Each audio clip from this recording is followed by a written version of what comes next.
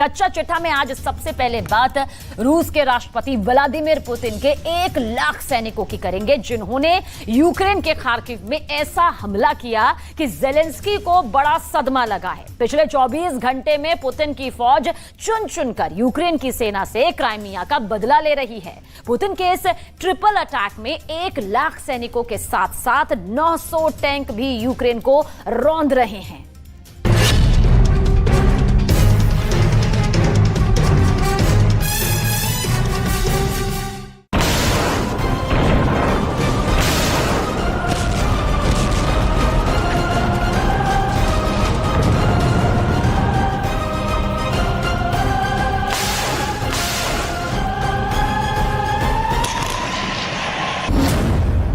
Storm Z के हमले शुरू।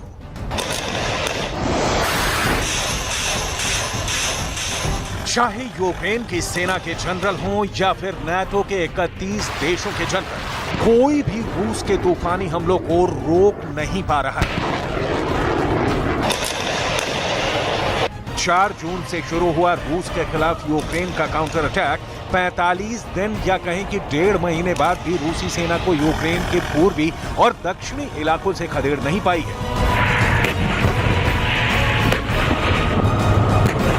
ऐसे भयानक हालातों के बीच यूक्रेन के जनरलों को जो खुफिया जानकारी मिली है, उसने जेलेंस्की के साथ साथ नाटो के भी होश उड़ा दिए हैं। यूक्रेन के कमांडर और जनरलों ने चेतावनी दी है कि पुतिन ने बेहद खुफिया तरीके से यूक्रेन के खार्किव इलाके में स्टॉर्म ज़ेड के तहत हमले शुरू कर दिए हैं। हम आपको आगे बताएंगे कि आखिर क्या है पुतिन का स्टॉर्म ज़ेड हमला।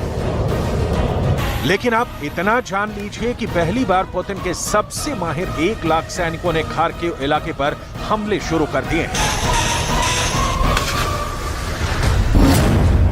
खार्किव में उतारे रूस ने 1 लाख सैनिक। रूस के स्टॉर्म ज़ेड हमलों की तीव्रता का आप इसी से अंदाजा लगा सकते हैं कि महज 24 घंटे के अंदर रूसी सेना ने खार्किव इलाके के लीमन और कुपियांस्क में 1000 टैंकों के साथ हमला किया है। दावा किया जा रहा है कि रूस के 1000 टैंकों को T-90, T-72, T-80 टैंकों से हमले शुरू किए हैं। रूस का दावा है कि यूक्रेन ने काउंटर अटैक के लिए जिन सैनिकों और घातक हथियारों को खार्किव में भेजा था, उसे रूस अगले 72 घंटे में पूरी तरह से तबाह कर डालेगा।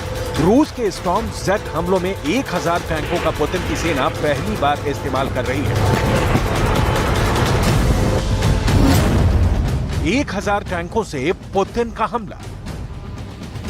नाटो देश लिथुआनिया में नाटो के 31 देशों की मीटिंग में जेलेंस्की को भरोसा दिलाया गया था कि रूस के घातक हमलों से बचाने के लिए यूक्रेन को हर तरह के घातक हथियार दिए जाएंगे।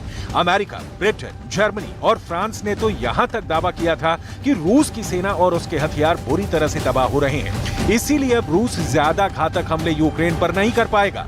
यूक्रेन के जनरल भी लंबे चौड़े दावे कर रहे थे कि यूक्रेनी सेना ने 17 महीने से ज्यादा की जंग में रूस के 2.5 लाख सैनिकों को मार डाला है। लेकिन देखिए, 350 वर्ग किलोमीटर में फैले यूक्रेन के खार्किव इलाके पर पुतिन ने अपनी सेना से ट्रिपल अटैक शुरू कर दिया है।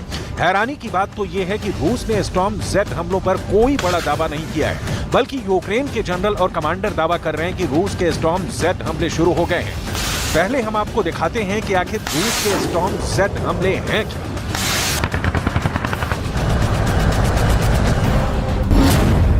स्टॉर्म ज़ेड के हमले शुरू। यूक्रेन के कमांडरों की चेतावनी के मुताबिक रूस ने यूक्रेन के खार्किव इलाकों में ट्रिपल अटैक शुरू कर दिए हैं। रूस की सेना ने खार्किव के लीमान और कुपियांस्क पर हमले शुरू किए हैं। स्टॉर्म ज़ेड के तहत पुतिन के पहले अटैक में 1 लाख सैनिक और 900 टैंक शामिल हैं, जो लीमान और कुपियांस्क को रौंदते हुए आगे बढ़ रहे हैं। जानकारों के मुताबिक इस वक्त रूस की सेना पूर्व और दक्षिण इलाके को खास तौर से टारगेट कर रही है। खार्किव में 900 टैंक और 1 लाख सैनिकों से हमला रूस ने इसलिए भी किया है ताकि यूक्रेन के सबसे एडवांस और घातक हथियारों को तबाह किया जा सके।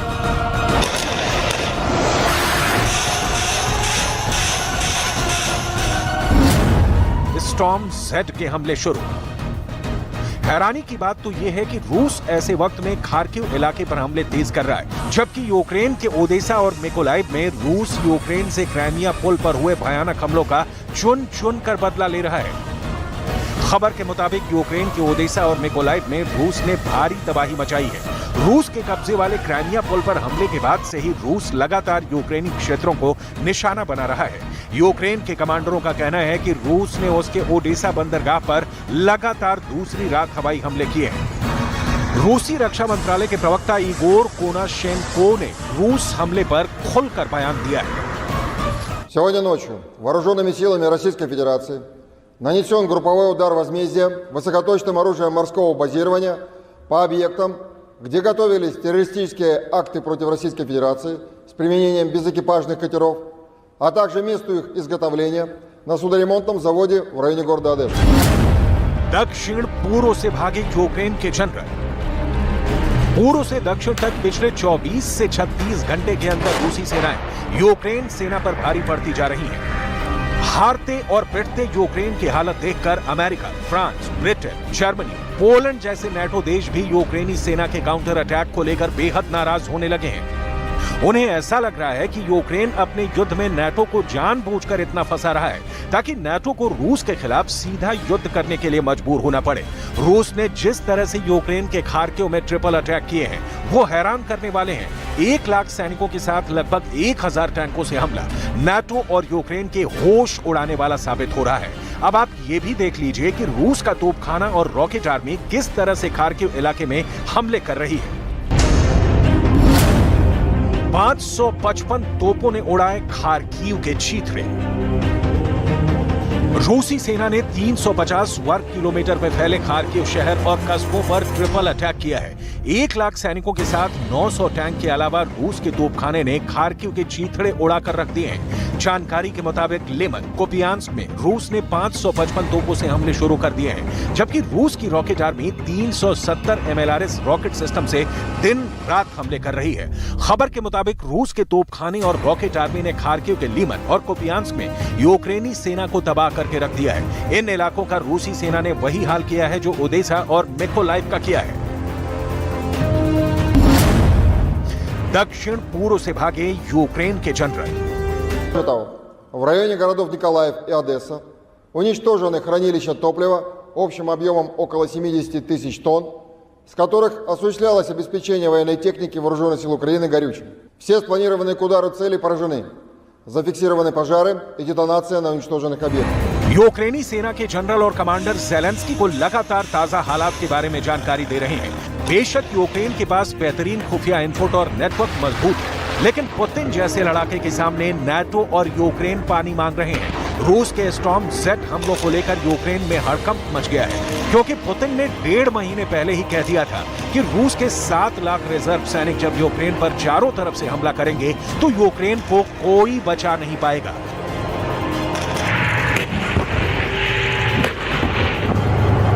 रूस ने तो दावा कर दिया है कि उसकी सेना उत्तर पूर्वी खार्किव क्षेत्र के एक महत्वपूर्ण रेलवे जंक्शन कुपियांस्क की दिशा में 2 किलोमीटर तक आगे बढ़ गई है।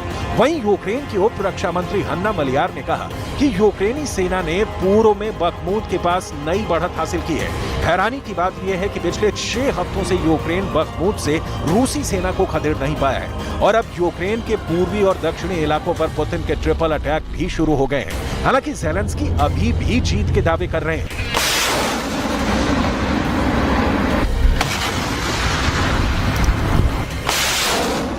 Всі розуміти дуже чітко, максимально чітко, що російські сили на наших південних та східних землях вкладаються усім, чим можуть в те, щоб зупинити наших воїнів. І кожна 1000 метрів просування вперед, кожен успіх кожної нашої бойової бригади заслуговує на вдячність. Усі, хто йде на штурм. जानकारी के मुताबिक रूस ने 10 दिन पहले ही खार्किव पर स्टॉर्म जेड हमलों की तैयारी शुरू कर दी थी। इसका सबूत आप इन तस्वीरों में देख सकते हैं। इस वक्त रूसी सेना के जनरलों और लीडर्स में युद्ध करने की जबरदस्त भूख जाग गई है। रूस को एहसास हो चुका है कि नाटो यूक्रेन को हथियार से ज्यादा कोई मदद नहीं कर पाएगा। इसीलिए अब रूस ने अगले 10 दिन में यूक्रेन के पूर्वी और दक्षिणी इलाकों पर पूरी तरह से कब्जा करने का प्लान बना लिया है। जरा रूसी सेना के जनरलों और पुतिन के करीबी दिमित्री मेदवेदेव की ये तस्वीरें देखिए। जहां पर रूस के पूर्व राष्ट्रपति और रूस की सुरक्षा परिषद के प्रमुख दिमित्री मेदवेदेव रूसी सेना की जबरदस्त तैयारियों का मुआयना कर रहे हैं। तस्वीरों में आप साफ देख सकते हैं कि दिमित्री रूस के उस टैंक रेजिमेंट की तैयारी देख रहे हैं जो दक्षिणी यूक्रेन पर हमला करने जा रही है। दावा किया गया है कि ये तस्वीरें रूस के टोट्स्कोय रेंज की हैं, जहां रूसी सेना बड़ा हमला करने की तैयारी कर रही है। टोट्स्कोय रेंज वही इलाका है जहां 1954 में रूस ने परमाणु विस्फोट का अभ्यास किया था।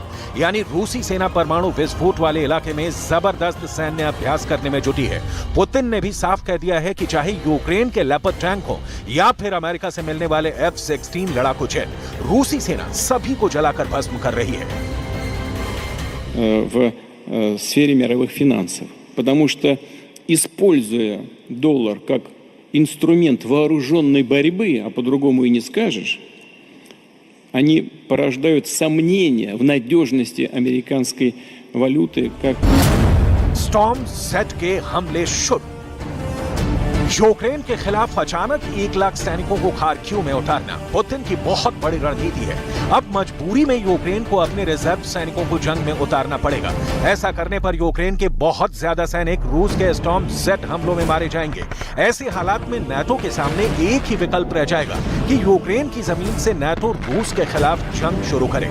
और अगर नाटो ऐसा करता है तो फिर पुतिन के हाथ पूरी तरह से खुल जाएंगे। फिर पुतिन नहीं देखेंगे कि रूस घातक मिसाइलें इस्तेमाल कर रहा है या फिर परमाणु बम। इसलिए पुतिन के स्टॉर्म Z हमले यूक्रेन के लिए काल बनते जा रहे हैं।